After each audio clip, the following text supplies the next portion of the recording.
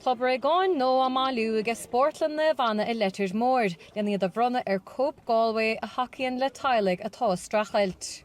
Tá cófralán an sin go airíú agus go airí nach bhfuilchanú ach go bhfuil fós an úsáidhá agus a gcuomhá agus gur féidir a thuús mar runtasnála go gasúr.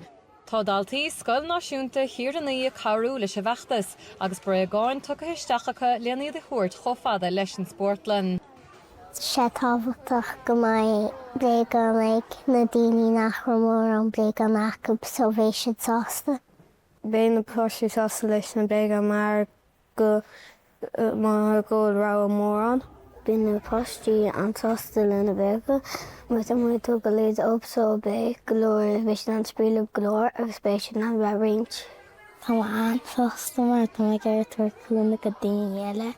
Thug meisteach an Baba Gar Generation seo agus thug meisteach an jigsaw seo.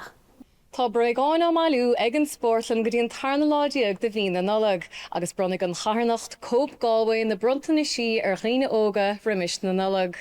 Róisíní chéalachair Nuacht Cúla4, sportlan na bhana.